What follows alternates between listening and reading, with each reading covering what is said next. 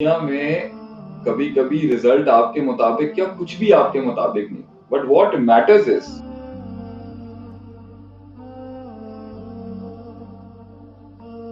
اکثر لوگ محنت کرتے ہیں، بہت محنت کرتے ہیں، ایکسپیکٹیشنز بھی رکھتے ہیں، بٹ سمہاؤ ہوتا یہ ہے کہ ریزلٹس جو ہے نا وہ ایز پر کیلکولیشن نہیں ہوتے، یا ان کی ایکسپیکٹیشنز کے مطابق نہیں ہوتے، یا ہوتے ہیں اپ ٹو دا مارک نہیں ہوتے. تو اس کی وجہ کیا ہے اور اس میں اور زیادہ انہینس کس طرح کیا جا سکتا ہے؟ First of all my take on this element کہ ریزلٹس کیوں خراب ہوتے ہیں اور انہیں بہتر کیسے کیا جا سکتا ہے.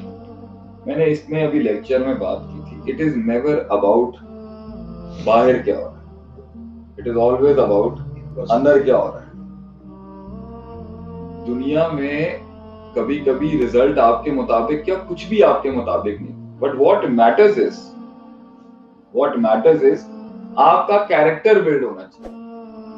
اب اصحاب الاخدود کا قصہ آپ سورہ بروج میں اٹھائیں، انہیں اس ظالم بادشاہ نے آگ میں جلا دیا، مگر ان کے ویلیوز ٹھیک ہے. اللہ کہتا ہے ذالک الفوز الکبیر، it is indeed a great success. تو کس چیز کو آپ کہہ رہے ہیں کہ یہ میری ہار ہو؟ رزلٹ خراب کیسے ہو گیا اگر آپ کو بنا دیا؟ میرا ایک کہنے کا مطلب ہے اپنا نظریہ اور اپنا زاویہ چینج کرنا چاہیے. It should never be the result. What do you say, sir? Definitely. Should not be the result. It should be you. کچھ لوگوں کا وہ 100 میں سے 60 نمبر بھی نا بہت میٹر کرتا ہے. بھائی آپ یہ بھی تو دیکھو کہ آپ 40 کراس کر کے آئے تو وہ آگے. آپ یہ نہیں دیکھ رہے کہ 40 پوائنٹس اور نہیں ملے, but see what you have done. So first of all, it should be a character that should be built. آپ کا کردار بننا چاہیے. تو کوئی جیت اور کوئی ہار نہیں ہوتی, صرف کردار ہوتا ہے. دوسری بات, دوسری بات, اگر کسی چیز کے اندر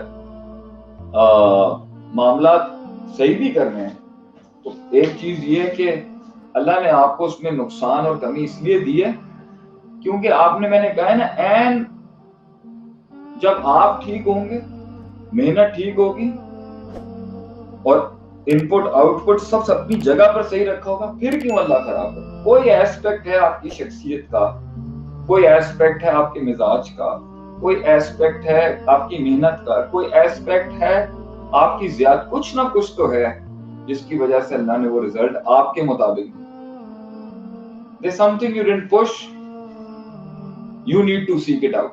ورنہ اللہ ظالم نہیں ہے, چلتی بھی ندی کو یا چلتی بھی لہر کو کبھی نہیں کرتا.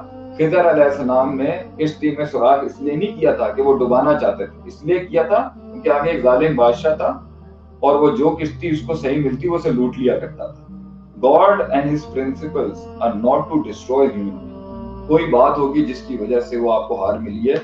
ہار, شکست اور فیلئر ایک چانس ہوتا ہے گروم کرنے کا, گرو کرنے کا, اپنے اندر ڈیپر ڈائیو لینے کا. اس میں آپ ہمیشہ یہ کہتے ہیں, لاسٹ ٹائم بھی سوال تھا کہ آپ نے کہا نا کہ اپنے مطابق سکسیس, لیکن مسئلہ یہ کہ ہم جو سکسیس ہے وہ کمپیئر کر رہے ہوتے ہیں. جو پہلے بھی سوال آیا تھا کہ میں کمپیئر کر رہا ہوتا ہوں, جس کی وجہ سے ہمیں وہ 60 اور 30 میں بھی سیٹسفیکشن نہیں ہوتی کہ جی اس کے ساتھ کمپیریزن تو آپ نے کبھی نہیں کرنا کسی کے ساتھ. آپ کے حالات ڈفرنٹ, آپ کے معاملات ڈفرنٹ, آپ کے ریسورسز ڈفرنٹ, آپ کا ماضی ڈفرنٹ, آپ کی سائیکوپیتھی ڈفرنٹ, آپ کی سائیکالوجی ڈفرنٹ, آپ کے گھر والے ڈفرنٹ, آپ کی اپبرنگنگ ڈفرنٹ, آپ کا کاسٹ ڈفرنٹ, آپ کا صوبہ ڈفرنٹ, آپ کا ویدر ڈفرنٹ, آپ کی کلائمیٹ ڈفرنٹ. تو فتویٰ یہ کیسے ہو سکتا ہے دو آدمیوں کے لیے؟ No, you never compare yourself. It's always the biggest reason. Whenever اگر successful بھی ہے نا, the day you started comparing it with someone else. Yeah, but you're done. You're done. But I hope the question, and I think the question is properly being answered. The next question is I have کہ شیخ صاحب نے ہمیشہ صبر کو بھی define کیا ہے اور پروکراسٹینیشن کو بھی ڈیفائن کیا اپنے لاسٹ 2 سیشنز میں بہت صحیح طریقے سے. What is the difference between both of them?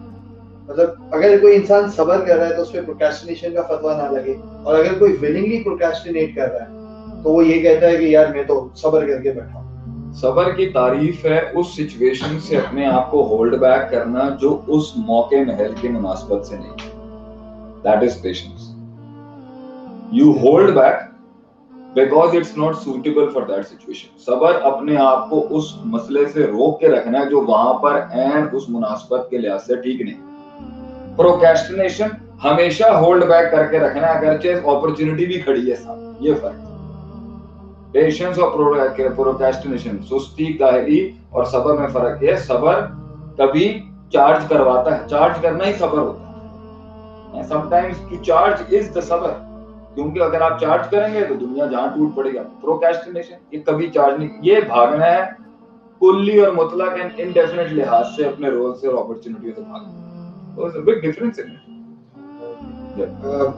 One sister has asked the question کہ عورتیں اللہ کی راہ میں کیا کیا کام کر سکتی ہیں؟ عورت کی پوری زندگی اللہ کی راہ میں. عورت اپنے حسن و جمال کو سنبھال لے, اس سے بڑا جہاد نہیں ہے. اس سے بڑا جہاد نہیں ہے کہ وہ ایک خوبصورت مخلوق ہے, وہ اپنے آپ کو سنبھال لے اور عین اس کو جو اس کا مستحق ہے اس کے حوالے کر دے. اس سے بڑا جہاد نہیں ہے اس کو. اس کے بعد اللہ نے اس کو ایک ماں بنایا ہے, معاشرے کی تشکیل کی بنیاد بنایا ہے, اولاد میں ویلیوز ڈالنے والا انسٹیٹیوشن بنایا ہے, ہسبینڈ کے مزاج کو انسان بناتی ہے بیوی. اس کا جو جنگلی پن ہوتا ہے, اس کا جو غیر مہذب پن ہوتا ہے, وہ عورت ٹھیک کرتی ہے. عورت کے اندر وہ پوٹینشیل ہوتا ہے کہ وہ مرد کو نیوٹرلائز کرتی ہے, اس کو ریلیکس کرتی ہے, اس کو پھر اگلے دن کی جنگ کے لیے تیار کرتی ہے. عورت ہی وہ ہے جو گھر کے اندر وہ نرمی کا پہلو لاتی ہے. بلکہ انفیکٹ عورت جس ماحول میں بھی ہوگی نا, اس ماحول میں جو سافٹنس ہوگی نا, اس عورت کی پریزنس ہوگی. تو بیٹا جدھر جس ماحول کے اندر تنگیاں اور سختیاں ہیں, انہی ماحول میں عورت کی پریزنس سے تو وہ نرمی پیدا ہوگی. نیوٹرلائز کرتی ہے ایک عورت. کون سا رول ہے جہاں عورت نہیں ہونی چاہیے؟ بچوں کو پڑھانے کے اندر مرد تھوڑی پڑھا سکتا ہے بچے, ہم تو صبر ہی نہیں کر سکتے. ٹین کی شروع ہو جائے گی آگے. عورت صبر کرتی. انفیکٹ انسان کو دنیا میں لانے کے لیے جو صبر عورت کر سکتی ہے نا 9 مہینے کا, وہ کبھی مرد نہیں کر سکتا.